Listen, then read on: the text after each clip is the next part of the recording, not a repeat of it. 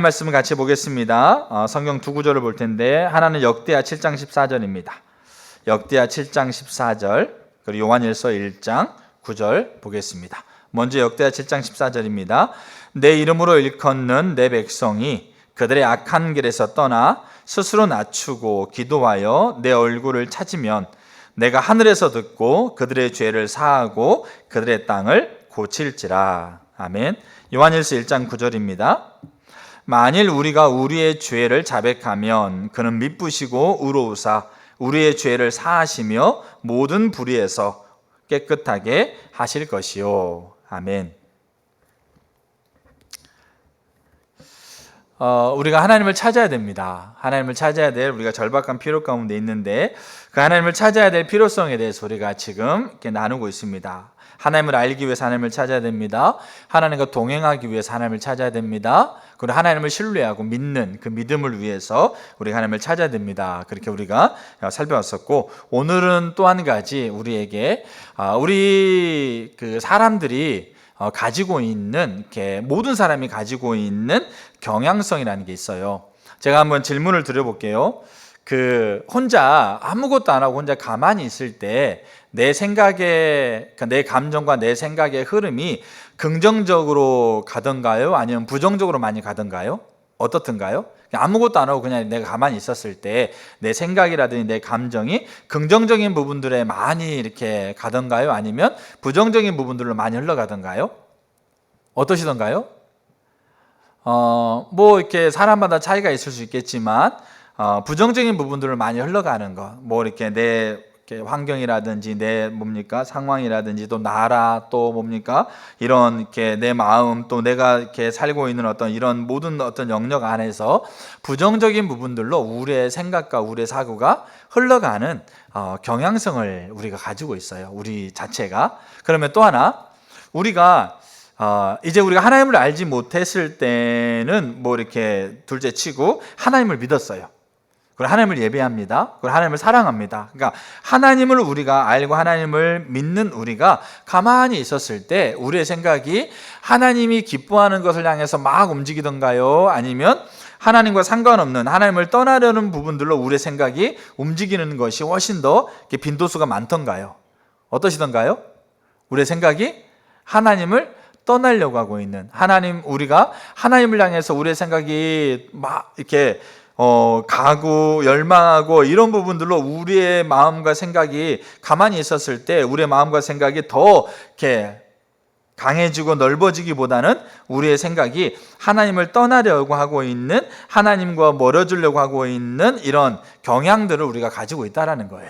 그러니까 이거는 신앙생활을 잘하든지 못하든지 아니면 신앙에 탁월한 경험을 했든지 하지 않았든지 아니면 잘 살든지 아니면 이렇게 어떻게 보면 경제적으로 부유하든지 부유하지 않든지 아니면 삶에 어려움이 있든지 없든지 모든 것 상관없이 우리가 가지고 있는 경향성 중에 하나가 뭐냐면 우리가 하나님을 믿는 백성이랄지라도 하나님을 떠나려는 경향성을 가지고 있다는 거죠.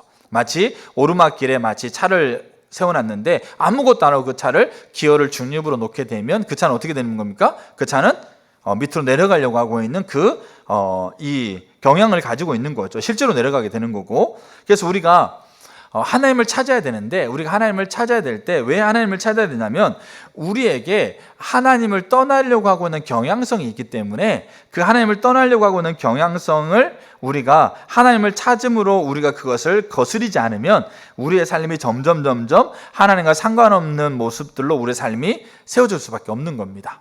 그렇기 때문에 하나님을 떠나려는 경향성을 갖는 하나님의 백성들이기 때문에 우리는 하나님을 찾아야 되는 거죠. 그래서 이 부분을 우리가 좀 이렇게 잠깐 나누도록 하겠습니다.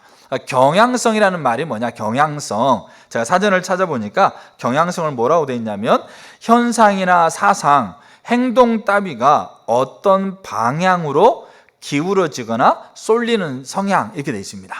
제가 이렇게 하나 이야기를 들려드릴게요.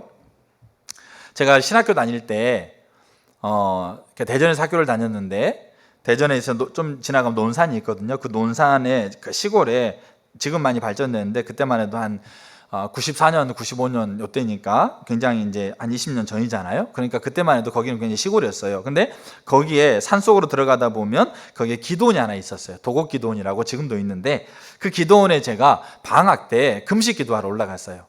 그래서 일주일을 제가 작정하고 금식을 하러 올라갔는데 5일 만에 이제 포기하고 내려왔죠. 일주일을 다 채우지 못하고 5일 만에 내려왔는데 그래도 5일 동안 제가 이렇게 작정하고 갔으니까 5일 동안 처음으로 그냥 생으로 그냥 금식을 해봐야겠다는 생각을 가지고 그냥 참은 거죠, 어떻게 보면.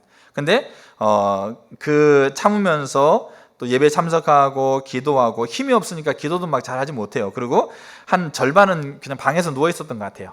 힘이 없으니까 나갈 힘도 없는 거죠. 후반으로 갈수록 밥을 안 먹으니까 힘이 없어가지고 예배 참석만 거의 이제 뭐 이렇게 후반에 갈수록은 예배 참석만 하고 기도실에 들어가서 기도하는 것들은 점점 이렇게 안 되더라고요. 그러니까 누워가지고 하나님 앞에 그냥 누워서 기도하는 거, 또 이렇게 엎드려가지고 성경 읽고 그렇게 이제 5일을 보냈는데 도저히 5일 지난 다음에 못 하겠더라고요. 그래가지고 5일이 지나고 나서 그래도 기도하고 또 예배드리고 말씀 읽고 하는 그 시간들을 보내고 이제 5일째, 6일째 되는 날 기도원에서 주고 있는 누룽죽 이렇게 먹고 그 다음에 내려왔어요. 내려와가지고 이제 그 기도원 밑에 있는 그 버스를 타고 그 다음에 저희 집 이제 대전에 있는 학교까지 이제 버스를 타고 가야 돼요.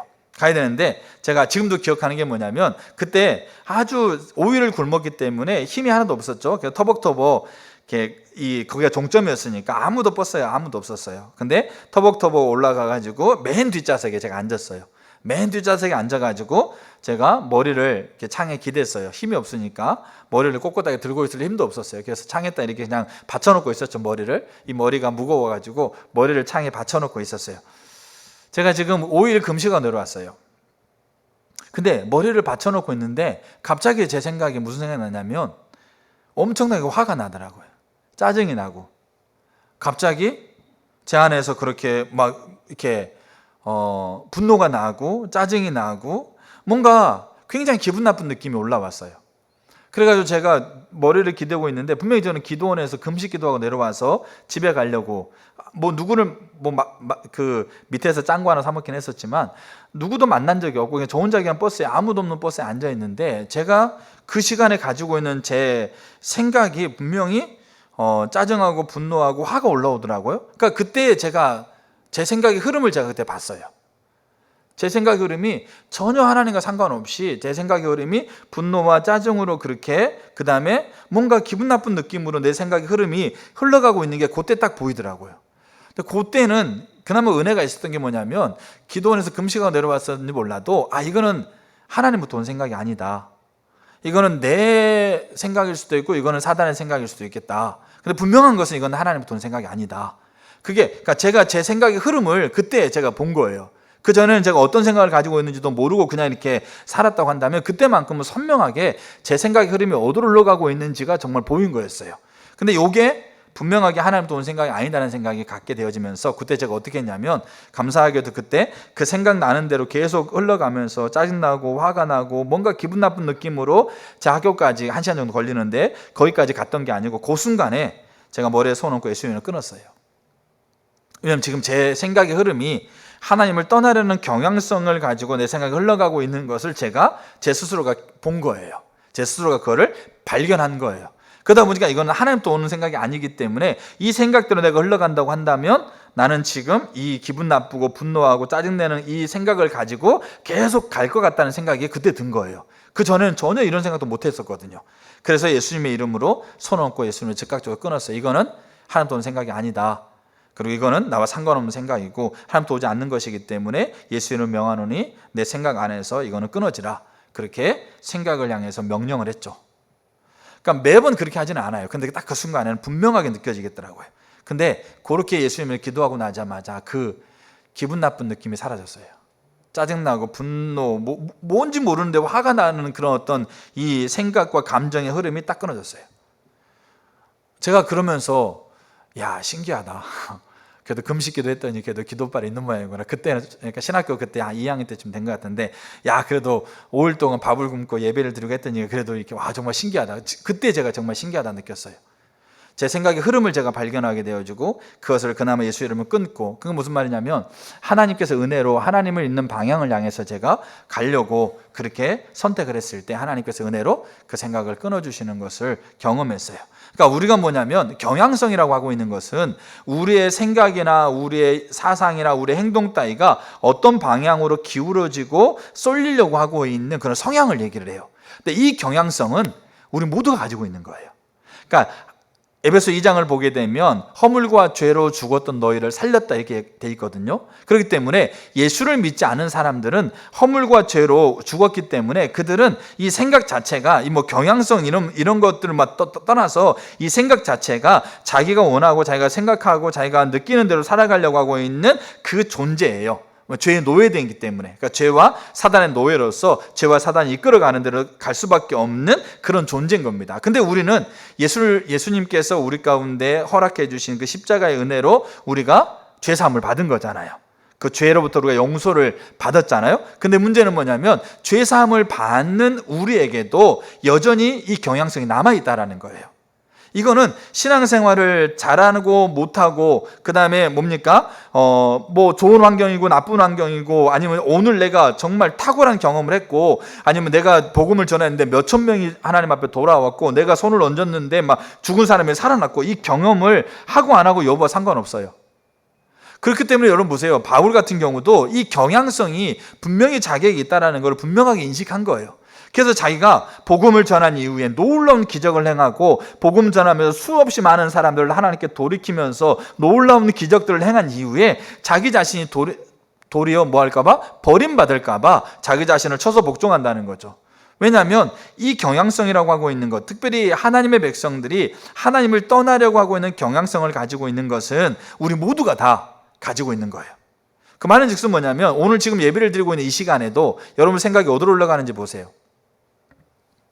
지금 내가 지금 예배를 드리고 있는 이 시간, 예배라고 하고 있는 하나님을 만나는 수단으로서의 예배를 드리고 있는 이 시간에 지금 나의 생각과 나의 감정이 어디로 올라가고 있는 걸 보세요. 우리가 예배를 드리고 있는 이 시간에도, 찬양을 하고 있는 이 시간에도, 기도하고 있는 이 시간에도 우리의 생각이 하나님을 떠나려는 경향성을 가지고 지속적으로 흘러가는 우리의 이 존재라고 하고 있는 것을 우리가 먼저 인정할 필요가 있다는 거죠. 그렇기 때문에 이 경향성을 가지고 있기 때문에 하나님께서 우리에게 하나님을 찾으라고 얘기하고 있는 거예요. 자, 그래서 우리가 그 경향성을, 하나님을 떠나려는 경향성이 우리에게 누구나 가지고 있습니다. 지금 여러분에게, 저에게, 저는 지금 하나님 말씀을 나누고 있는 과정에도 제 생각의 흐름이, 하나님을 떠나는 경향성을 가지고 제 생각의 흐름이 분명하게 흘러갈 수 있다는 거예요. 이거는 우리가 가지고 있는 우리의 모습이기 때문에 이거는 누구나 다 가지고 있다는 거죠. 자, 그래서 우리가 그 부분들을, 그렇기 때문에 우리가 하나님을 찾아야 된다고 하고 있는 것을 우리는 살피려고 합니다. 오늘은 두 가지만 좀 보려고 합니다. 첫째, 찾아야 됩니까? 감사합니다. 그래서 감사합니다. 첫 번째가 뭐냐면 하나님을 떠나려는 경향성을 가는 하나님 백성들입니다. 하나님을 떠나려는 경향성을 가는 하나님 백성들. 그러니까 우리가 하나님을 떠나려는 경향성을 가지고 있다는 걸 어떻게 알 수 있는가, 어떻게 우리가 그것을 확인할 수 있는가에 대한 부분들을 세 가지를 보려고 합니다. 첫째, 그러니까 이 부분에 여러분 자신들을, 저를 이렇게 판단해 보시면 돼요. 다른 누구가 아니고 우리 자신들을, 하나님을 떠나려는 경향성을 가지고 있는 것을 우리는 어떻게 알 수 있는가? 첫 번째가 뭐냐면 이건 하나님의 백성들에 대한 얘기입니다. 우리가 하나님의 뜻에 불순종하는 모습이 있고요, 우리가 하나님을 대체하는 것들이 우리 삶 가운데 생겨나게 돼요. 그러니까 하나님을 떠나려는 경향성이 있는 걸 내가 어떻게 내 자신이 알 수 있는가는 내 삶에서 하나님의 뜻에 불순종하는 것과 그리고 하나님을 대체하는 것들이 우리 가운데 생겨나게 돼요. 우리가 하나님께 순종하는 것은 하나님을 사랑하는 것에 대한 결과입니다. 하나님을 사랑하는 것에 대한 열매입니다. 그래서 요한복음 14장 21절에 나를 사랑하는 자가 내 계명을 지킨다. 그래서 하나님을 사랑하는 사람들이 순종하는 거고요, 하나님을 사랑하지 않는 사람이 순종하지 못해요. 그럼 나는 하나님을 사랑하는데 하나님 말씀에 순종하지 않아요. 그거 거짓말이에요. 하나님을 사랑하는데 하나님 말씀 앞에 내가 순종하는 게 어려워요? 여러분, 이거는 이게 맞지 않는 말이에요. 그래서 하나님을 사랑하고 그 찾으러 갔던 분들에게 연락 좀 해주세요. 돌아오시라고 연락 좀 해주시면 좋겠어요. 네. 그래서 우리 온 집사님이나 이용 집사님이나 강기 집사님이 다 이렇게 가셨거든요. 네. 축복합니다, 정영재님. 네. 그래서 우리가 하나님을 떠나려는 경향성을 가지고 있기 때문에 우리의 삶에서 맺혀진 열매가 뭐냐면 하나님의 말씀에 불순종하는 거예요. 그리고 하나님 말씀이 우리 가운데 부담이 되는 거예요. 그게 하나님을 떠나려는 경향성 가운데 우리 가운데 생겨나는 것들이에요. 또 하나가 뭐냐면 우리 가운데 생겨나는 것 중에 하나가 뭐냐면 하나님을 대체하는 것들이 생겨나요. 하나님을 대체하는 것. 그러니까 우리는 하나님으로만 우리는 채움받을 수밖에 없는 공간이 우리 가운데 존재합니다. 그러니까 하나님이 아니면 우리에게 만족과 행복을 주지 못하는 공간이 모든 사람에게 존재해요.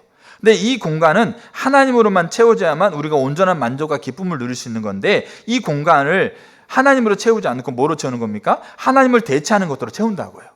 그래서 이 공간을 하나님을 대체하는 것으로 채워보면 조금은 당장은 기쁨이고 당장은 만족하는 것처럼 보이지만 돌아서면 우리 가운데 그 만족과 그 기쁨이 어떻게 보면 사라져버리고 없어져버리고 허무해져 버리는, 그 다음에 내가 나를 만족하게 여겼던 것마저도 어떨 때는 더 진부해 보이고 더 하찮아 보여가지고 그거를 버릴 수밖에 없는 그 모습에 우리 가운데 처하게 되는 거예요.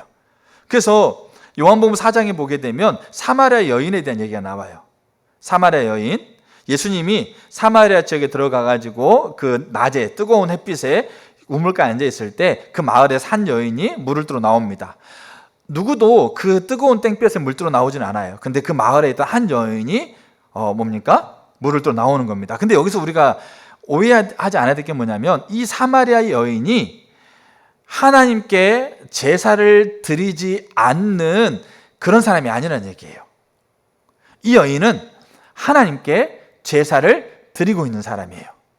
근데 이 여인이 하나님께 제사를 드리고 쉽게 말해서 유대인들의 가치관을 가지고 하나님께 예배를 드리고 있지만 문제는 뭐냐면 이 여인의 삶 가운데는 하나님으로 채워져야 될 그 자리에 그 자리를 대신하고 있는 대체물들이 두 가지가 있었어요.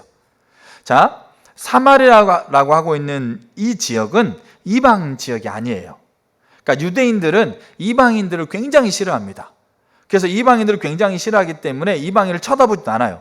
근데 유대인들은 사마리아를 또한 싫어해요. 사마리아 지역과 사마리아인들을 굉장히 싫어합니다. 그래서 사마리아를 지나가면 하루 길이면 갈 수 있는 거리인데도 그들은 사마리아 땅을 밟는 것을 싫어하기 때문에 돌아서 갑니다. 그래서 이틀 3일 걸려도 사마리아 땅을 밟는 것보다 더 낫다고 생각하는 거예요. 근데 이 사마리아가 누구냐? 이 사마리아는 같은 유대 민족입니다. 같은 유대 민족인데 아수르라든지 바벨론이라든지 주변 나라가 이스라엘을 침략했을 때 그때 이스라엘이라고 하는 이 나라의 민족성을 완전히 무너뜨리기 위해서 무슨 정책을 펼쳤냐면 이스라엘 사람을 잡아가지고 이방인들 남자 여자들과 함께 결혼을 시켰어요. 그래가지고 따로 그 지역에 따로 모아놓고 이스라엘이 가지고 있는 정체성을 흐트러버리기 위해서 이방 나라 사람들과 결혼하게 만들면서 그 지역을 만들었다라는 거죠. 예전에 우리나라 고려인들 우리 그 민족 동포처럼 그렇게 강제로 이주시켜 버린 거죠. 그렇게 해서 세워진 지역이 사마리아 지역이에요. 근데 이 사마리아 지역은 그렇기 때문에 이방인들과 결혼해 가지고 이스라엘 생각할 때 유대인들이 생각할 때는 피가 섞였다고 생각하는 거예요. 그러니까 이방인처럼 피가 섞였다고 생각하는 그 가치관을 가지고 있기 때문에 마치 이방인처럼 대하는 거지 사실상은 이방인은 아니에요.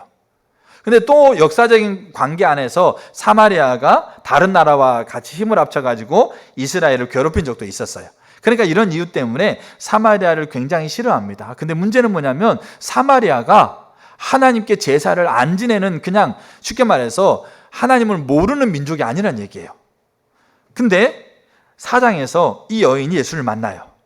예수를 만나면서 예수님께서 내가 주는 물을 마시면 영원히 목마르지 않는다. 그러니까 우리 안에 빈 공간 안에 하나님으로 채워지게 되면 우리 안에 참된 만족과 참된 행복이 우리 가운데 있다는 것을 이 여인에게 얘기를 해줍니다. 근데 이 여인은 목이 마르거든요. 목이 마르기 때문에 하나님께 제사를 지내면서 이 여인은 항상 목이 말랐어요. 그렇기 때문에 하나님을 대체하는 것을 두 개를 그 여인은 가지고 있어요. 이걸로 자기의 목마름을 해결하려고 하고 있는.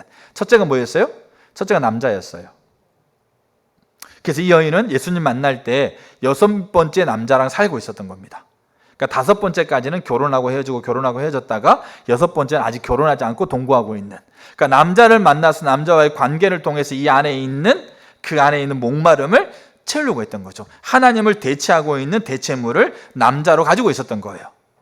또 하나, 이 여인이 하나님을 대체하고 있었던 대체물 중에 하나가 뭐냐면 장소였어요. 장소.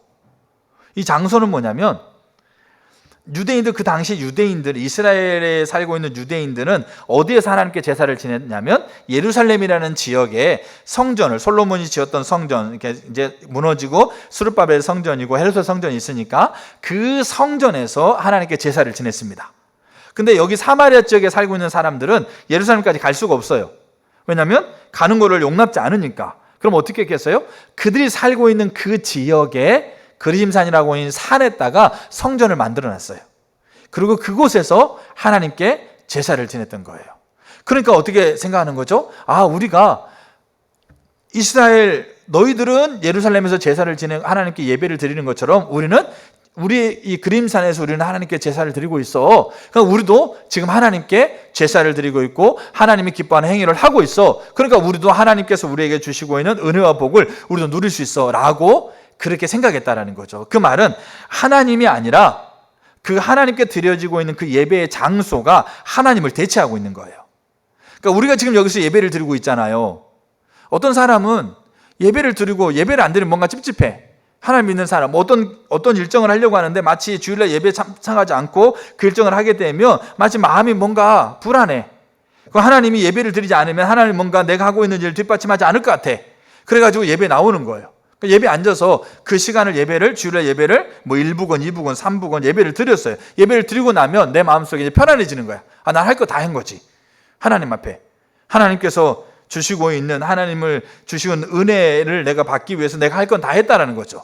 예배 그 시간에 앉아 있으니까, 예배 그 시간에 나와 있으니까 내가 할 건 다 했다고 생각하면서, 그러면서 나는 이제 하나님이 이제 말씀하고 있는 보호와 은혜를 내 삶 가운데서 하나님께 내게 허락해 주시는 것을 기대하는 거죠. 이거는 예배에 하나님을 예배 가운데 만나는 하나님이 아니라 그 예배 자체를 하나님에게 대체하고 있는 거예요. 성경 공부, 우리가 초급, 중급, 고급, 뭐 지도자반 뭐 이렇게 하면서 성경 공부를 쭉 했어요.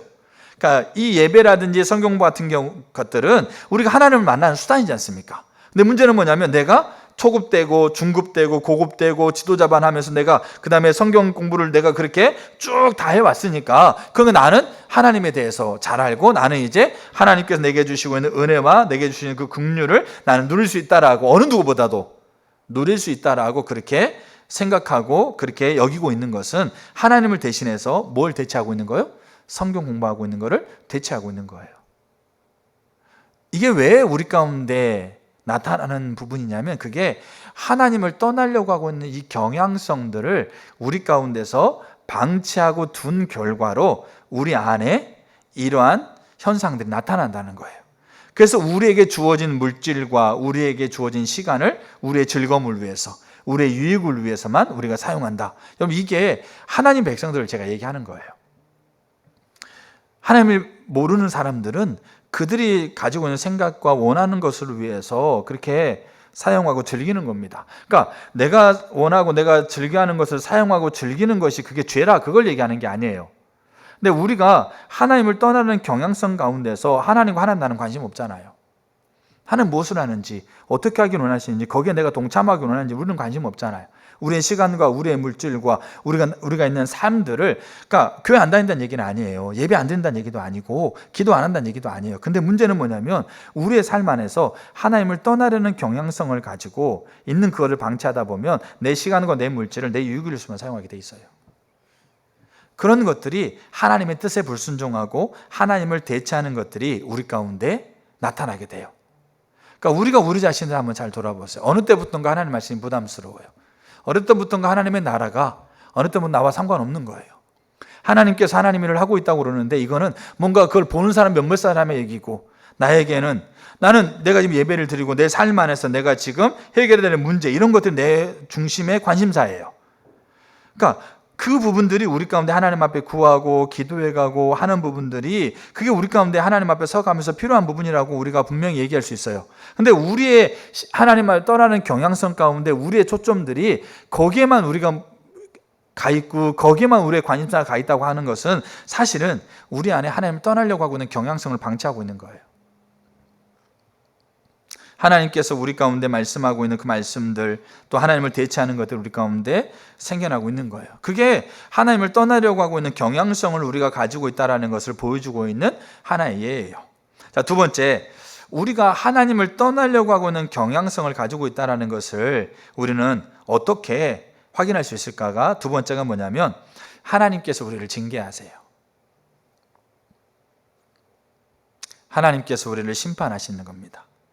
하나님의 징계와 심판을 통해서 하나님의 임재가 거쳐요.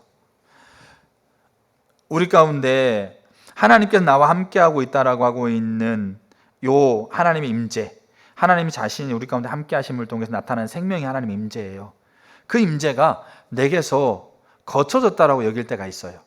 그건 감정적일 수도 있고요, 그건 내 삶의 환경적인 부분일 수도 있고요, 아니면 내 생각일 수도 있고요. 여러 가지 어떤 통로가 다양할 수 있어요. 근데 내 삶 가운데 하나님께서 나와 함께하고 있다라고 하고 있는 그 하나님의 임재가, 하나님의 보호가 내게서 거쳐 있는, 내게서 거쳐지는 현상을 내가 만날 때가 있어요. 그것은 하나님께서 우리를 징계하고 있는 거예요.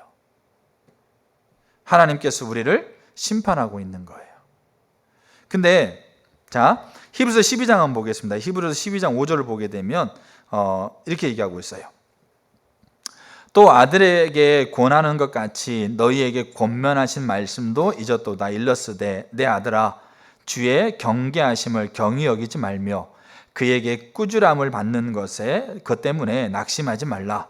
주께서 그 사랑하시는 자를 징계하시고 그가 받아들이시는 아들마다 채찍질하심이라 하였으니. 여기 뭐라 나왔습니까? 하나님의 징계는 하나님이 사랑하는 자들에게 하나님께서 하고 있는 표현 중에 하나예요. 그래서 하나님과 신선한 만남이라는 책에서 하나님의 징계와 심판을 두 가지로 분류합니다. 첫째가 뭐냐면 고쳐주기 위한 심판이 있어요. 고쳐주기 위한 징계. 두 번째는 최종적인 징계. 우리가 자녀들을 우리가 키울 때 자녀들에게 이런 말을 들으면 굉장히 낯설 때가 있어요. 저 좀 내버려 두세요. 간섭하지 마시고 내가 하는 대로 내버려 두세요. 그러면 어떨 때는 그냥 화가 나가지고 그래, 내가 너 그냥 내버려 둘게. 그냥 너 그냥 네 마음대로 살아라. 그렇게 우리가 화가 나가지고 그냥 욱해가지고 말을 내뱉을 수 있어요. 그렇다고 내버려 둡니까?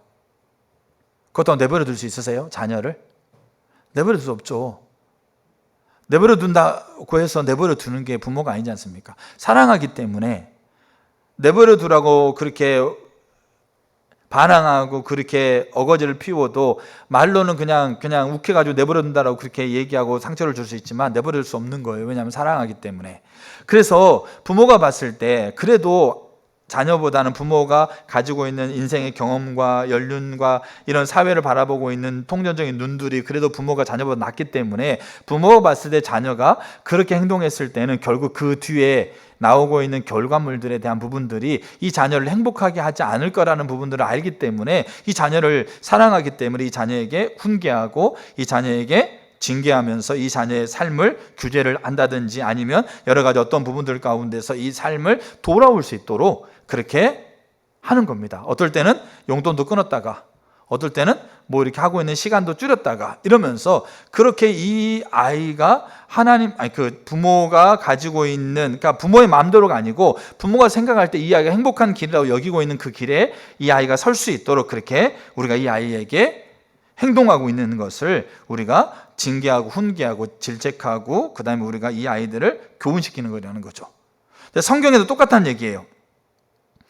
히브리서에서 하나님이 사랑하기 때문에 그 하나님께서 그렇게 받으시는 자들을 하나님께서 하나님께로 돌아오도록 하나님께 그렇게 회복할 수 있도록 하나님께서 그들에게 심판하시는 거죠. 그렇게 하나님 그들을 징계하시는 거죠. 그래서 그들 자신과 그들 환경 가운데 하나님께서 그들에게 하나님 사랑하기 때문에 돌아오도록 징계하면서 그들을 이끌어 가신다는 얘기죠. 그게 고쳐주기 위한 징계예요. 그래서 하나님께서 고쳐주기 위한 징계는 하나님과 올바른 관계를 회복하도록 우리를 도와주는 역할을 한다는 겁니다. 그래서 그 징계 가운데서 우리가 하나님께로 돌아오기를 원하시는 것이 우리를 사랑하기 때문에, 십자가 복음이라는 책에서 그 징계에 대해서 이렇게 얘기하고 있어요. 하나님께서 하나님의 백성을 징계하시고 심판하는 것은 그들을 사랑하기 때문입니다. 그리고 하나님은 그들을 하나님께 돌아오도록 그들을 징계하고 심판하십니다. 사랑하기 때문에 돌아오도록 징계하고 심판한다. 다시 말해서 그들이 신앙의 본질 가운데로 돌아오도록 그들을 징계하시고 심판합니다. 하나님은 그들이 신앙의 본질 가운데 서서 하나님과의 친밀한 교제 가운데 있을 때만 하나님께서 그들을 위해 예비하신 생명이 그들에게 넘칠 줄을 아시기 때문입니다.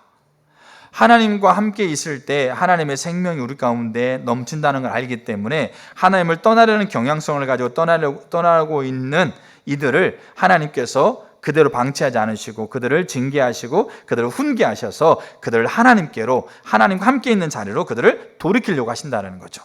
근데 여기 중요한 게 있어요. 보세요. 오늘날 많은 성도들은 사업이 망하거나 자녀들이 큰 어려움을 당하는 것과 같은 일들을 하나님의 징계라고 생각한다는 거예요. 알겠죠? 내 환경이, 내 몸의 질병이라든지 내 자녀 어려움이라든지 뭡니까? 사업의 어려움들이 있는 것들을 하나님의 징계라고 그렇게 연상한다라는 거죠. 근데 우리가 그것도 하나님의 징계의 한 표현일 수 있어요. 근데 물론 그러한 일들이 하나님의 징계일 수 있습니다. 그러나 하나님의 징계는 그보다 훨씬 다양합니다. 우리가 사업이라든지 가정이라든지 내 자신의 문제가 아무것도 없어요. 그러니까 우리는 하나님의 징계가 우리 가운데 없다라고, 나는 하나님의 징계가 없다라고 여길 수도 있다라는 거죠. 근데 그 징계는 그것만이 있는 게 아니라 훨씬 더 범위가 넓다라는 거죠. 그러면서 여기에 그 징계의 다양한 이 측면을 얘기해 주고 있는 게 이거예요. 우리의 기도를 듣지 않으신다. 하나님의 임재가 거두어진다. 그리고 말씀의 기근을 보낸다. 아무리 우리에게 말씀하셔도 우리가 그 말씀을 깨닫지 못하는 거죠. 그 다음에 하나님께서 우리를 보호하시는 보호의 울타리가 거친다. 그리고 더 심각해지는 것은 영적인 눈이 어두워진다. 그러니까 이런 류의 것들이 하나님의 떠나려는 경향성을 가지고 떠나는 상황 안에서 하나님께서 우리를 돌이키기 위해서 우리 가운데 내리는 징계예요. 그러니까 그 징계를 만난다고요. 우리가. 저 여러분들이 그 징계를 만나게 돼 있어요. 왜냐하면 우리는 떠나려는 경향성을 가지고 있기 때문에. 누구나 다 이 하나님을 떠나려는 경향성 가운데 우리가 다 노출되어 있고 우리가 그 삶을 살 수밖에 없는 존재이기 때문에. 그래서 첫 번째가 뭐냐면 하나님 뜻에 불순종하고 하나님을 대체하는 것들이 생겨나게 돼요. 두 번째가 하나님께서 징계하심을 통해서 하나님 임재가 거치고 하나님 보호가 거치고 그런 일들이 우리 가운데 일어나게 돼요. 그 다음에 세 번째, 우리에게 하나님을 떠나려는 경향성이 있다는 걸 우리가 어떻게 확인할 수 있냐면, 어떻게 우리가 알 수 있냐면, 세 번째가 뭐냐면 하나님 말씀을 통해서요. 그러니까 저 여러분들은 하나님 말씀이 진리라는 것을 인정하시잖아요. 그래서 이 하나님 말씀에 우리에게 어떻게 말씀하고 있는가, 그 하나님 말씀을 하나님께서 하셨을 때 그 말씀을 하나님께서 어떤 의도와 어떤 전제 가운데 하고 있는가를 우리가 볼 필요가 있는 거죠. 근데 하나님께서 여러 가지 말씀을 하셨겠죠. 근데 그 말씀 속에 하나님께서 하나님 백성들을 용서하고 회복해 준다라고 하고 있는 그런 말씀들이 참 많아요, 성경에. 근데 하나님께서 하나님 백성들을 용서하고 회복하겠다고 하고 있는 그 말씀 중에 대표적인 구절이 구약에서는 오늘 읽었던 역대하 7장 14절이고 그다음에 신약에서는 요한일서 1장 9절인 거예요. 이 말씀 속에, 그러니까 이거는 회복하고 용서하겠다는 하나님의 선언과 같아요. 근데 이 말씀 속에 하나님이 어떤 것을 전제하고 있는지를 우리가 보면 금방 알아요. 자, 그럼 다시 한번 그 말씀을 보겠습니다. 역대하 7장 14절 한번 다시 한번 보시겠습니다. 자, 내 이름으로 일컫는 내 백성이 그들의 악한 길에서 떠나 스스로 낮추고 기도하여 내 얼굴을 찾으면 내가 하늘에서 듣고 그들의 죄를 사하고 그들의 땅을 고칠지라. 그러니까 이게 하나님께서 회복을 약속하시는 부분입니다. 그럼 자, 저를 보실까요? 자, 역대하 7장 7장은 하나님께서 솔로몬에게 하고 있는 기도 응답입니다. 그럼 역대 6장에서 솔로몬이 어떤 기도를 드리냐면, 솔로몬이 성전을 짓죠. 하나님께 예배하는 성전을 지어요. 다윗이 마련해 놓은 모든 재료들을 다 동원해 가지고 정말 이렇게 거대하게 성전을 짓습니다. 그 성전을 짓고 나서 이제 성전을 하나님 앞에 봉헌하면서 솔로몬이 하나님 앞에 기도합니다. 기도할 때 6장에서 그런 기도를 해요. 어떤 기도냐면, 하나님, 정말 금과 은과 좋은 재료를 가지고 성전을 예쁘게 지었습니다. 이 성전을 예쁘게 지었는데, 이 성전에 하나님께서 거하는 집으로 이 성전을 지었지만 실제적으로 하나님께서 이 집에 거할 수는 없습니다. 왜냐하면 아무리 인간이 아무리 거대하게 지었어도 하나님을 다 담을 수는 없잖아요. 그렇기 때문에 하나님, 이 아름답게 지은 성전이지만 하나님이라는 분이 이곳에 거하는 그 집이 될 수가 없습니다. 그러면 이 성전은 그러면 어떤 의도로 제가 이 성전을 지었고 우리 민족이 어떤 의도로 이 성전을 바라봐야 될까요? 그러면서 그가 성전을 바라보면서 하나님 앞에 간구하고 있었던 내용들을 이제 6장에 쭉 기도하고 있는 거죠. 그게 이거예요. 하나님 백성들이 하나님을 떠나려는 경향성을 가지고 있습니다. 그래서 놀라운 하나님의 능력을 체험했어도, 하나님 말씀을 깨닫는 그 어마어마한 일이 있었어도, 그리고 하나님이 직접 나타나 가지고 하나님 자신을 보여주고 있는 그것을 보았어도, 하나님을 떠나려는 경향성을 가지고 있는 이 하나님 백성들이 그 떠나려는 경향성을 방치함을 통해서 그들이 실제적으로 하나님을 떠나게 될 겁니다. 그리고 떠나게 되었을 때 그들은 하나님과 떨어지기 때문에 하나님의 생명을 그들은 누릴 수가 없습니다. 그래서 그들의 삶엔 기근이 오고, 그들의 삶에 문제가 생기고, 감정적인 어려움이 생기고, 우리나라는 그런 적국의 어려움 때문에 우리나라는 심각한 환난을 겪게 될 것입니다. 그게 하나님을 떠나려는 경향성을 방치하는 그 결과로 우리 가운데 주어지고 있는 일입니다. 우리가 그렇게 그런 처한 상황 가운데서 내가 하나님을 떠나려는 경향성을 내가 방치한 그 결과인 것을 인식하고, 이게 중요한 거예요.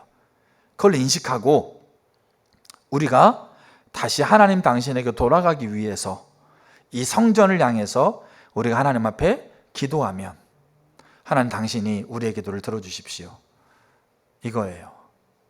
우리의 삶에 되어지고 있는 모든 환경과 상황 안에서 하나님, 그러니까 불순종하고 대체물이 생기고 하나님의 징계로서 임재와 보호막이 거쳐지고 있는 환경과 상황 안에서 그게 하나님을 떠나려는 경향성을 방치해서 우리 가운데 되어지고 있는 하나님과 분리되는 결과예요. 그게 그 결과인 것을 인식하고 다시 우리가 하나님을 찾고자, 다시 우리가 하나님을 전부 삼는 자리로 돌아가고자 우리가 하나님이 성전을 향해서 기도하면, 성전을 향해서 예배하면, 성전을 향해서 우리가 간구하면, 성전을 향해서 헌신하면, 그런 거예요. 그러면 하나님 우리의 돌아서고 하나님 앞에 가려고 하고 있는 그 움직임을 하나님 긍휼로 받아주세요. 그렇게 6장에서 기도해요. 하나님 앞에. 이게 성전입니다. 하나님이 머물고 있어서 우리가 아무거나 살다가 그냥 성전에만 오면 하나님 계시니까 하나님 만나러 오는 것처럼 그렇게 만나는 걸 얘기하는 게 아니었어요. 그렇게 솔로몬이 기도하고요, 하나님께 제사를 지내고 봉헌하고, 그래서 수일이 지났어요. 그러다 솔로몬에게 어느 날 밤에 하나님이 나타나셨어요. 나타나셔서 그렇게 얘기하는 겁니다. 내 이름으로 일컫는 내 백성이. 이게 그거예요. 내 이름으로 일컫는 내 백성. 이거는 그냥 무늬만 있는 게 아니고 이거를 전제하고 있는 거예요. 그거를 인식하고 하나님을 찾고자, 하나님께 돌아가고자 성전을 향해서 하나님 앞에 기도하는 것, 이게 내 이름을 일컫는 내 백성이에요. 근데 그 백성이 어떤 모습을 갖느냐? 그들이 악한 길에 떠나 스스로 낮추고 기도하여 내 얼굴을 찾으면, 그럼 내가 듣고 죄를 사하고 땅을 고치겠다. 여기 우리가 이 문장에서요, 이 하나님의 이 어마어마한 약속에서 동사가 나와요. 그러니까 하나님 백성이 하고 있는 동사가 나오고 하나님이 하고 있는 동사가 나와요. 그럼 하나님 백성이 하고 있는 동사가 뭡니까? 여기 원래 우리나라 성경에는 악한 길에 떠난다는 말이 먼저 나와 있는데 히브리 원문에는 그게 제일 뒤로 나와 있는 거는 우리가 많이 들었을 거예요. 자, 동사가 4개 나와요. 첫째, 낮춘다. 두 번째가 기도한다. 세 번째가 찾은다. 얼굴을 찾는다. 네 번째가 떠난다. 이 동사가 4개 나와요. 그 다음에 그 문장에서 이게 하나님 백성들이 하고 있는 행할 일이에요. 알겠죠? 그게 이제 요 솔로몬 6장이 기도했던 것을 정리하고 있는 거죠. 낮추고 기도하고 찾고 떠나는 거. 자, 그러면 하나님이 이제 거기에 하고 있는 동사가 있겠죠. 무슨 동사가 있겠어요? 여기에 듣고 사하고 고친다. 요게 동사예요. 요게 그 문장에 들어있어요. 근데 성경에서 우리가 어떨 때는, 매번 그렇지 않지만 어떨 때는, 그러니까 구약은 히브리어로 써 있고 신약은 헬라어로 써 있는데 그 히브리어와 헬라어의 시제가 어떨 때는 너무나 중요한 의미를 가질 때가 있어요. 그 시제가 매번 그렇지는 않아요. 그래서 어떨 때는 구원을 받을 것이다, 어떨 때는 구원을 받았다, 어떨 때는 구원을 받고 있다, 이렇게 말하고 있는 시제 하나가 굉장히 중요한 의미를 가질 때가 있어요. 근데 여기에서 지금 잘 보셔야 될 게 뭐냐면, 우리 편에서 하나님 백성이 돼야 될 낮추고 기도하고 찾고 떠난다는 동사와 하나님 편에서 하고 있는 듣고 사하고 고친다라고 하고 있는 동사, 7개 동사가 시제가 똑같아요. 그럼 시제가 뭘 것 같으세요? 시제가 히브리어로 미완료형이에요. 미완료. 미완료형이라는 말은 뭐냐면, 완료형은 이미 끝났다는 얘기예요. 그게 미완료형은 지금 그 일이 되었다고 할지라도 그게 완성된 게 아니고 그 다음에 또 그 일들이 있어야 되는 걸 얘기하는 거예요. 또 지금 일이 된 다음에 또 그 다음에도 그 일이 지속적으로 되어질 걸 얘기하고 있는 거예요. 그래서 미완료를 쓰고 있는 거예요. 낮추고 기도하고 찾고 떠나는 것을 완료형, 한 번 하는 것으로 영원히 쭉 가는 게 아니라는 얘기죠.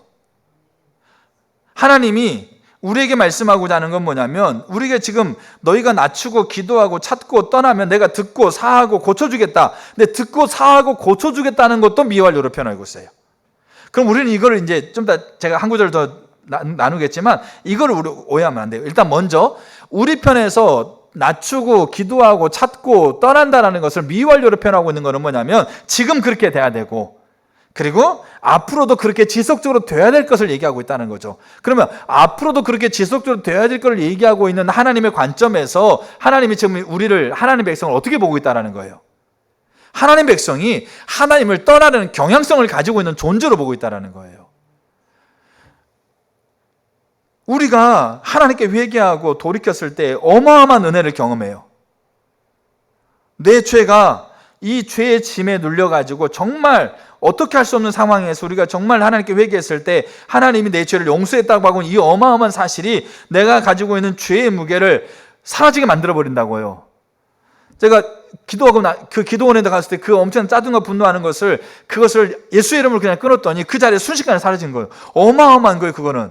근데 그거를 느껴요. 그것을 경험해요. 그것을 분명히 내가 그거를 받아들이고 그거를 분명히 삶에 실제로 경험한다고요. 근데 문제는 뭐냐면, 이게 그 다음에 것을, 이거를 가지고 갈 수 있는 존재가 아니라는 얘기예요, 우리가.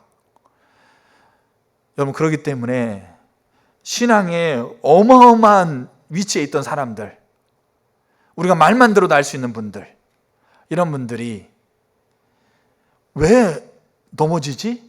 왜 저렇게 될 수밖에 없지? 여러분, 이게 우리가, 그 사람들이 그들의 자리에서 하나님을 떠나려고 하고 있는 경향성을 가지고 있는 것을 그들이 방치했던 결과예요.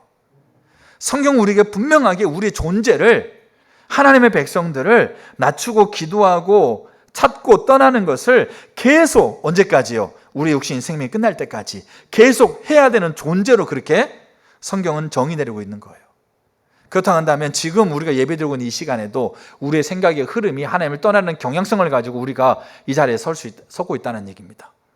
그래서 우리는 하나님을 찾아야 되는 거예요. 그래서 우리는 하나님께 돌아가야 되는 거예요. 그래서 하나님 보세요.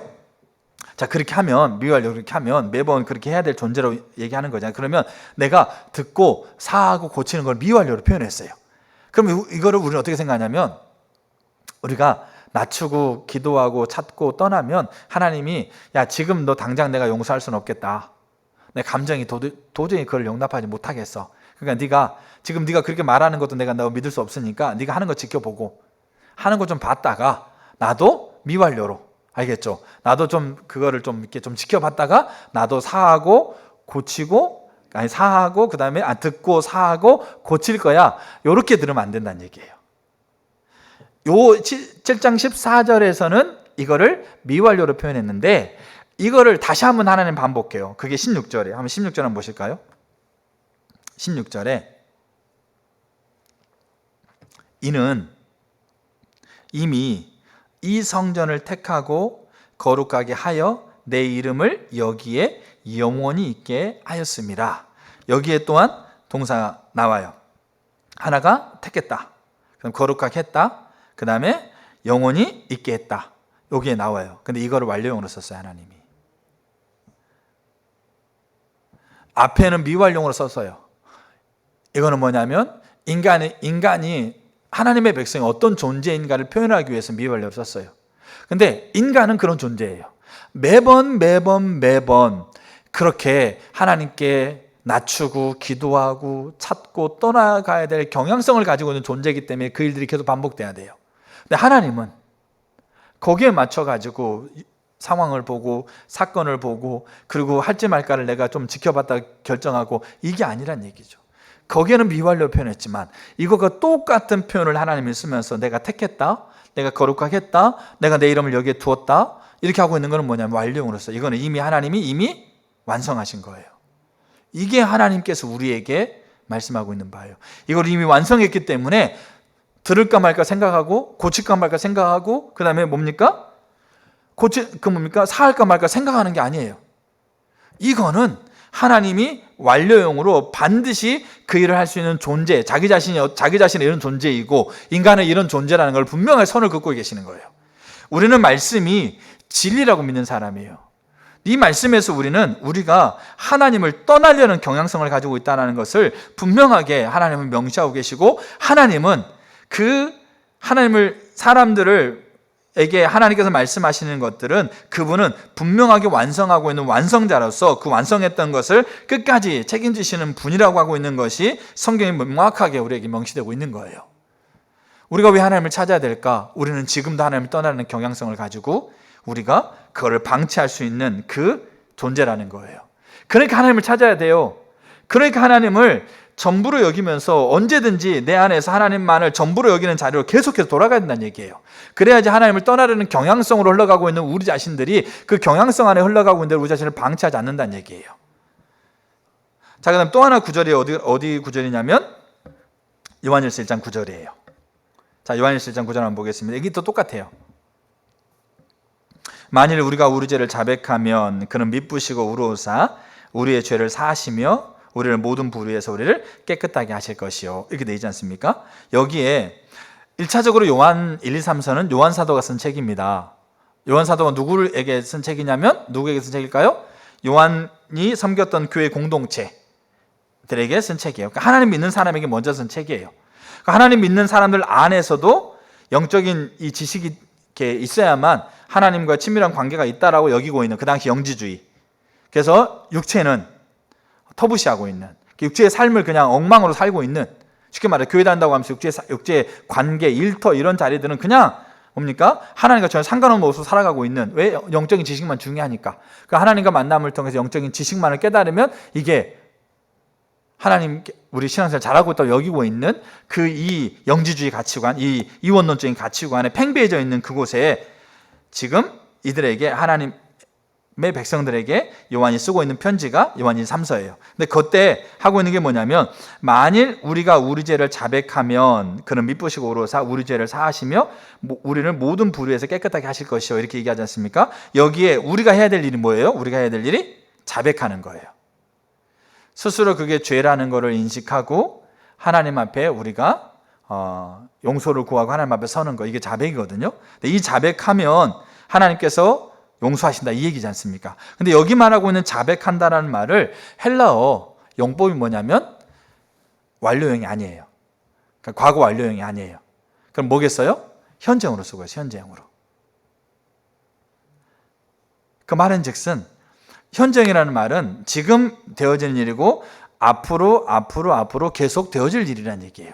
그 말은 하나님이 역대하 7장에서는 하나님이 직접 말씀하신 거고요. 그 다음에 요한일서에는 하나님이 요한을 통해 말씀하시는 거예요. 그랬을 때 하나님이 가지고 있는 인간, 특별히 하나님이 가지고 있는 하나님의 자녀에 대한 이해는 뭐냐? 하나님을 떠나려는 경향성을 가지고 있는 인간이고 하나님 백성이라고 하고 있는 그 이해를 가지고 있다는 얘기죠. 그래서 지금 우리가 하나님을 앞에 우리 죄를 지금 자백하라는 얘기죠. 근데 여기 우리가 알아야 될 게 뭐냐면 우리가 우리 죄를 자백하는 건 두 가지 측면이 있어요. 하나는 뭐냐면 우리가 우리의 존재가 죄인임을 인식하고 예수님께서 우리 가운데 허락해 주신 십자가가 내 죄 용서의 십자가임을 내가 믿고 그 예수를 받아들일 때 우리가 자백하는 그 자백이 있어요. 그러니까 내가 죄인입니다라고 하고 있는 자백. 그럼 우리는 그때는 우리가 처음 예수 믿을 때, 그러니까 처음 예수 믿을 때에 우리가 자백하고 있는 그 자백은 한 번이면 끝나요. 그래서 이것들을 우리가 그 로마서나 보게 되어지면 이거는 완료형으로 쓰는 거예요. 그러니까 그것은 한 번으로 끝나요. 그러니까 내가 죄인임을 인식하고 예수님의 십자가를 우리가 받아들이면서 하나님 앞에 고백하고 있는 것은 한 번이 미래적인 사건으로 우리가 하나님의 자녀가 됩니다. 근데 하나님의 자녀가 된 우리가 이제 하나님과 동행하는 삶을 살아가야 될 삶의 자리에서 지금 요한 사도가 이 얘기를 하고 있는 거란 얘기죠. 이거는 하나님의 자녀가 되는, 신분적으로 하나님의 자녀가 되는 자백하고는 달라요. 그 자백 이후에 우리의 삶이 하나님의 자녀가 되었음에도 불구하고 우리가 하나님을 떠나려는 경향성을 가지고 우리가 살아갈 수밖에 없는 존재라고 하고 있는 것을 하나님께서 바라보고 있다는 것을 표현해 주고 있는 거예요. 그렇기 때문에 어떻게 하는 겁니까? 현재로 우리가 매 순간마다 우리가 하나님 앞에 우리 죄를 자백해야 될 존재라고 하고 있는 것을 성경이 표현하고 있다는 거죠. 자, 그 다음에 2장 1절 한번 보세요. 2장 1절. 요한일서 2장 1절을 보게 되면 나의 자녀들아 내가 이것을 너희에게 쓰면 너희로 죄를 범하지 않게 하려 함이라. 만일 누가 죄를 범하여도 아버지 앞에서 우리에게 대언자가 있으니 곧 의로우신 예수 그리스도시라. 그럼 요한 사도가 요한 1, 3서를 쓰고 있는 이유가 뭐냐면 죄를 범하지 않게 하기 위해서. 알겠죠? 그러니까 이 편지를 써가지고 이 요한 사도의 글을 읽고 그 말씀을 읽는 사람들과 말씀을 듣는 사람들이 죄를 범하지 않기 위해서 이 글을 쓴 거예요. 이 서신을 쓴 겁니다. 근데 저도 이거 설교 준비하면서 처음 알았어요. 헬라어 용법에 이런 용법이 있더라고요. 이게 뭐냐면 너희로 죄를 범치 않기 위해서 내가 이걸 썼다라고 하고 있는 이 문장이 격언적 부정과거라는 용법이 있더라고요. 격언적 부정과거. 이게 무슨 말이냐면 우리가 선교회에서 기도사역을 배울 때 하나님 주신 감동들이 있으면 그걸 이제 우리가 축복의 언어로 나누지 않습니까? 그때 당연한 것은 나누지 않는 게 있어요. 당연한 것은 나누지 않는 게 있어요. 그게 무슨 말이냐면 임신해가지고 이제 9달 됐어요. 그래서 기도받았는데 좀 있으면 애가 태어날 것 같습니다. 이건 당연한 거죠. 그건 하나님의 감동, 그러니까 특별하게 하나님이 주신 감동이라면 그렇지만 그게 당연한 것은 감동을 나눌 필요가 없어요. 결혼 안 한 형제 왔는데 기도해 주면서 결혼할 것 같은데요. 그러니까 특별하게 하나님께서 그렇게 말씀하시는 부분이 있는데 당연한 것들은 그렇게 감동을 나누지 않는 부분들을 우리가 배운 게 있어요. 그러니까 이게 뭐냐면 예상된 결과예요. 당연하게 그 일이 나타날 결과인 거죠. 그래서 아이가 태어날 건데 아이가 많이 울겠는데요. 그걸 기도 감동을 하는 거죠. 그러니까 아이가 태어났는데 우는 것은 당연한 거잖아요. 알겠죠? 물론 이제 그러니까 제가 말씀드리는 부분은 거기에 어떤 하나님 특별한 의미가 있을 수, 아플 수도 있고 이런 게 있을 수 있겠지만, 근데 당연한 것과 예측 가능한 결과에 대해서는 기도 사역을 할 때 감동을 나누지 않는 것을 우리가 배운 적이 있어요. 저도 그렇게 배웠고, 근데 여기 격언적 부정 과거, 그러니까 과거형으로 썼어요. 과거형으로. 그러니까 과거형으로 썼는데 이게 어떤 의미를 갖느냐면, 자, 제가 한번 읽어드릴게요. 자, 일반적인 진리, 예상된 결과. 일반적으로 승인된 사실, 기정적인, 이게 뭡니까? 그런 것들을 예측 가능한 결과가 반드시 일어날 결과를 이야기할 때, 그때 과거형으로 썼지만 그것이 예측 가능하게 일어날 것들을 쓸 때 이거를 과거형을 쓰는 거죠. 그러니까 지금 너희가 너희 죄를 자백하면을 현재형으로 썼는데 너희가 죄를 범치 않기 위해서라고 하고 있는 걸 현재형으로 쓰지 않고 과거형을 썼다고요. 근데 이 과거형을 쓰는 것은 오히려 현재형으로 쓰는 것보다 훨씬 더 강력하다는 얘기예요. 왜냐하면 100% 예측 가능한 결과를 얘기할 때 과거형을 쓴 거예요. 자, 그렇기 때문에 이렇게 쓴 거예요. 일반적으로 승인된 사실이나 진리가 그 확실성에 있어서 아주 확고하고 그 성격상 매우 당연하게 실제로 일어난 일이기 때문에 과거에서 얘기하고 있지만 실제로 일어난 것처럼 그렇게 묘사하고 있는 용법인 거예요. 그러니까 이거는 자백하면 현재 지금 너희가 매 순간 자백해야 된다라고 하고 있는 것보다 훨씬 더 강력한 거예요. 과거에 있었지만 당연하게 미래에 예측 가능한 결과로서 그 일들이 벌어질 것에 대한 부분들을 그것을 기정사실화하고 100% 그걸 사실화하고 선언하고 있다는 거죠. 그럼 요한이 보세요. 이 글을 쓰고 있는 이유가 뭐냐면 죄를 범치 않게 하기 위해서 이 글을 썼다는 얘기예요. 누구에게? 하나님을 믿는 사람들에게. 그 말은 이거를 격언적인 부정 과거형으로 이거를 쓰고 있는 걸 통해서 뭘 보여주시는 거죠? 하나님을 믿는 너희들이 하나님을 떠나려는 경향성을 가지고 있기 때문에 죄를 범할 수 있는 가능성이 100%라는 얘기예요. 누가요? 저와 여러분들이요. 여기에 요한 공동체 사람들이 하나님을 떠나려는 경향성을 가지고 있는 것이 100%라고 있는 그 경향성을 방치했을 때 그 열매가 말과 행동과 결정의 열매가 하나님과 상관없는 것이 나올 거라는 것이 100% 예측 가능한 거라는 얘기예요. 그래서 내가 이 글을 써서 이 말씀을 써서 하나님께로부터 받아서 이 글을 너에게 쓰는 부분은 뭐냐면 100% 그런 가능성을 가지고 있는 너희들이 그 100%의 가능성을 제로로 돌리게 하기 위해서다 이렇게 얘기하고 있는 거예요. 그 100% 가능성이기 때문에 나는 당연히 그런 존재라고 그렇게 네 자신을 방치하고 그렇게 네 자신을 흘러가는 데 두는 게 아니라 누가 있으니까 우리의 죄를 용서하시고 우리 죄를 사하시고 그건 능히 100%의 가능성, 하나님을 떠나는 경향성을 가지고 죄를 범할 수밖에 없는 100%의 가능성을 이거를 제로로 돌려버릴 수 있는 하나님이 우리 아버지로 계시고 긍휼과 자비로 계시는 분이 있기 때문에 이 글을 통해서 이 말씀을 통해서 너희가 하나님을 떠나려는 경향성을 가지고 흘러가고 있는 대로 방치하지 말라 이렇게 하고 있는 거예요. 지금 여러분들이 예배드리고 있는 이 시간에 여러분들이 하나님을 떠나는 경향성을 가지고 있다니까요. 제가 컨퍼런스 기도사역 원원을 참석했어요. 지금 기도사역 하지 않는데 참석했는데 어떤 게 있었냐면 제가 사역응배를 하고 말씀을 듣는데 제 생각이 이 말씀을 듣고 있다가 제 생각이 요렇게 흘러가고 있는 거예요.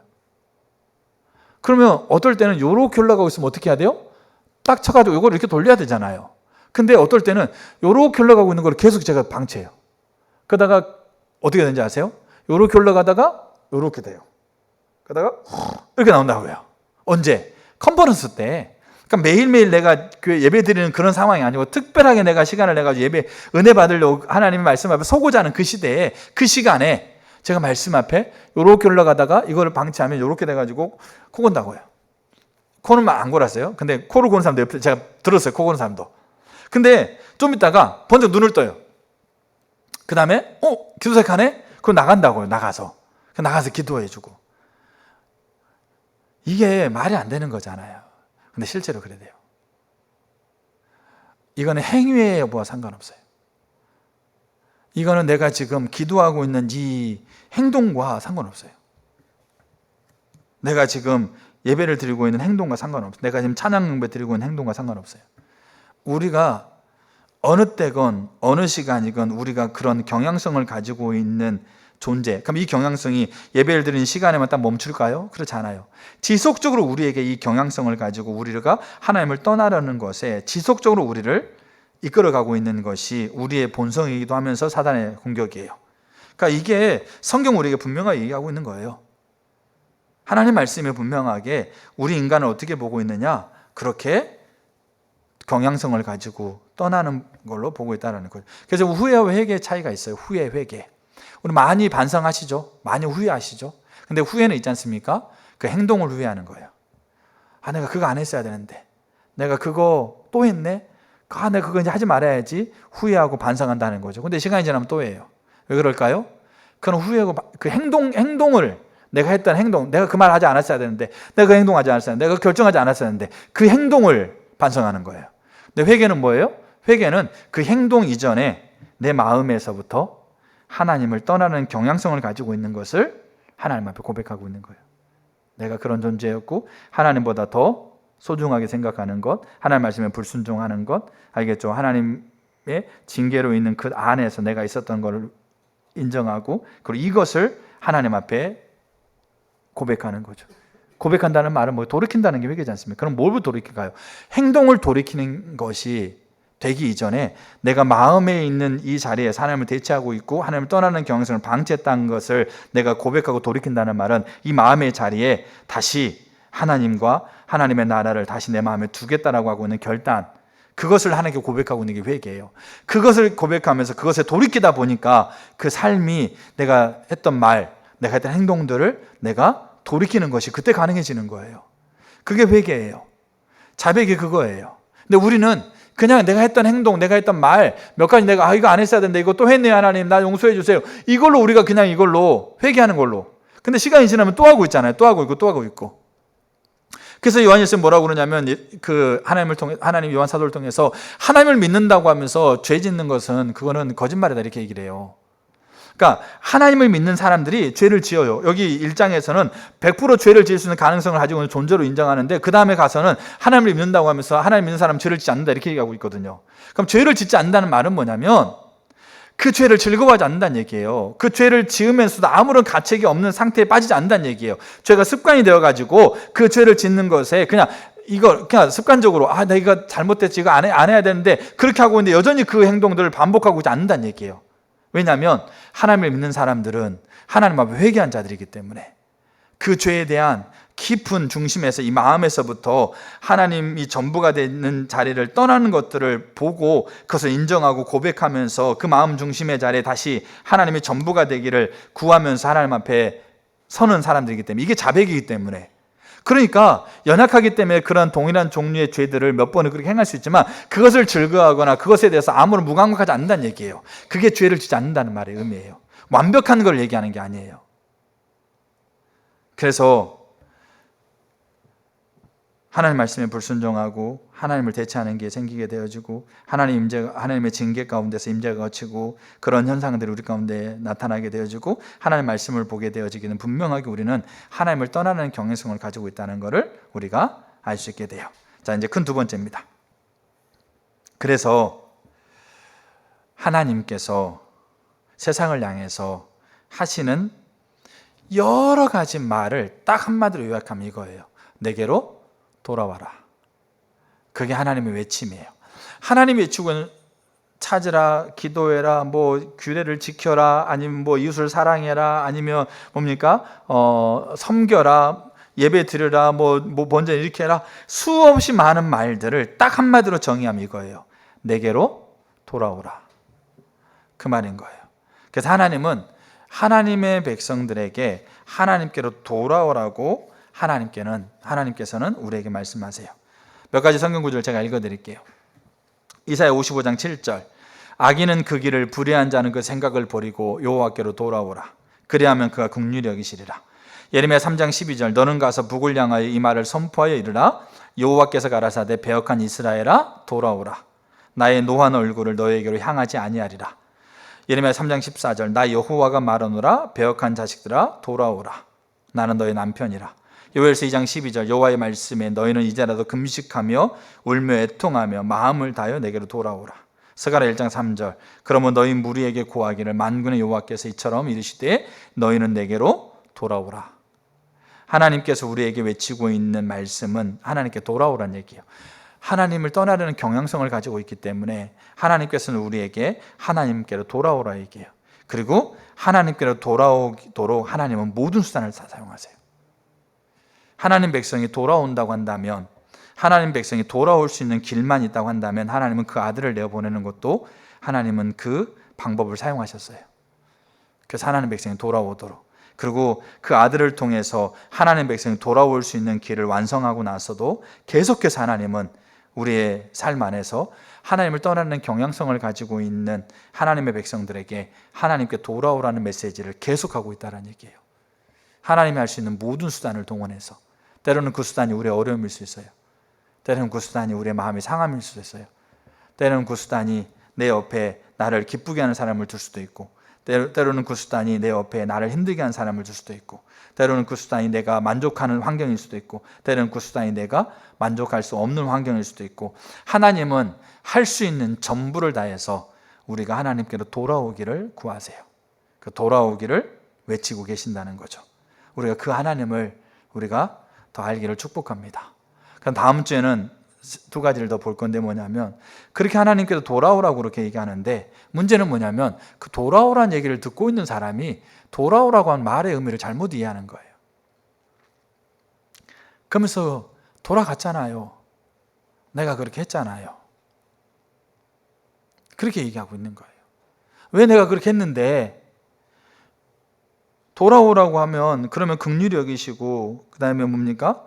내가 내 얼굴을 다시 너에게 돌리겠다고 하고 있는 그 수많은 약속들 때문에 제가 돌아갔잖아요. 근데 왜 저에게 안 해주세요? 우리는 그렇게 하고 있다고요. 그게 이스라엘 백성들의 태도였어요. 돌아오고 그러니까 돌아갔잖아요. 근데 점점 더 시간이 지나갈수록 있지 않습니까? 말라기서에서는 어떻게 하냐면, 다음 주에 보겠지만 돌아오라고 그러는데요, 그들이 하나님께 얘기합니다. 하나님, 어떻게 돌아가야 됩니까? 그러니까 돌아가야 될 것이 뭔지는 모르는 거예요. 하나는 오해하고 하나는 뭔지 몰라. 그러니까 하나님께 돌아가지 못하는 그런 정말로 가장 아픈 환경에 처해요. 누가? 하나님 백성이. 그러니까 모양은 빠질 수 없어요. 모양은 안 할 수 없어요. 그래서 그 모양을 하는데, 정작 내가 하나님을 떠나려는 경향성에 내가 그대로 방치하고 있는 삶을 돌이키지 않으니까, 돌아가지 않으니까 그 모양 가운데서, 그 의식 가운데서, 그 신앙의 그 외형 가운데서 하나님이 주고 있는 것을 누리지 못해요. 그러다 보니까 이제는 돌아오라고 얘기하고 있는 것이 이제는 뭐가 되겠어요? 그 말 자체가 이제 듣기 싫은 거예요. 또 돌아오가, 또 그 얘기하고. 자, 여러분들이 오늘 두 가지를 봤어요. 하나는 뭐냐면, 우리가 하나님을 떠나려는 경향성을 가지고 있는 존재라는 것을 우리가 인정하셨으면 좋겠어요. 이거는 신앙의 연륜과 상관없고요, 오늘 내가 정말 내가 탁월한 경험을 했는 것과 상관없어요. 그럼 내가 그 존재라는 것을 인식하고, 그렇기 때문에 하나님이 나에게 돌아오라고 지금도 내게 얘기하고 있다라고 하고 있는 그 아버지의 마음을 좀 보셨으면 좋겠어요. 그 돌아오기 위해서 하나님이 모든 수단을, 나의 유익을 위해서, 여기 우리가 히브리 12장 나왔잖아요. 자녀이니까. 그렇지 않으면 사생자란 얘기예요.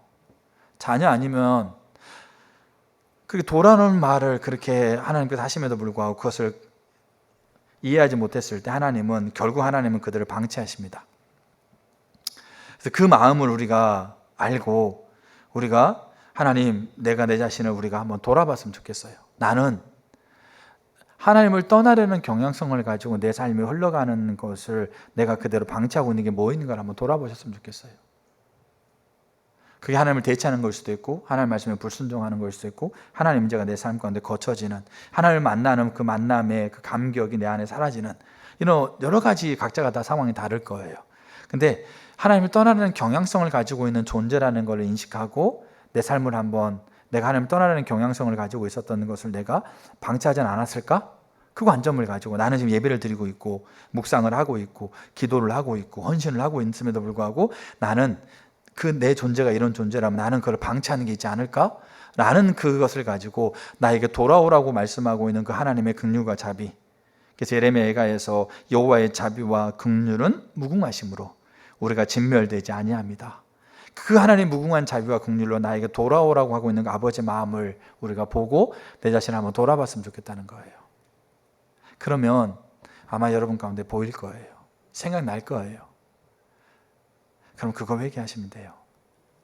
이 관점에서 내가 하나님을 떠나려고 하고 있는, 하나님을 떠난다는 말은 우리가 어떤 주의 행동들의 여부와 상관없습니다. 그 행동들은 하나님을 떠나는 것을, 한참 멀리 떠나는 것의 결과들이에요. 하나님을 떠나는 것은 내 마음 중심에서 하나님을 사랑하고 하나님의 기쁨 되어지고 하나님의 나라가 나의 목적이 되어지는 것에서 내 마음이 벗어나는 것부터 시작됩니다. 그러니까 돌아오는 것도 시작점에서부터 다시 시작하는 거예요. 떠나는 게 여기가 시작이었다면 돌아오는 것도 여기가 시작인 거예요. 그래서 요 몇 가지 행동들과 여부와 상관없이 내 중심을 그렇게 하나님 앞에 좀 이렇게 돌아보는 시간이 됐으면 좋겠어요. 그리고 다음 주에 하나님의 돌아오라는 말을 이렇게 잘못 이해했던 관점과 하나님께 돌아오라는 것이 어떤 의미과 이게 하나님 찾는 것과 이게 어떻게 연결되고 있는가를 다음 주에 같이 한번 보면 좋겠다 싶습니다. 말씀을 마쳤고 우리가 이 시간 같이 한번 찬양 같이 하고 하나님 앞에 기도했으면 좋겠습니다.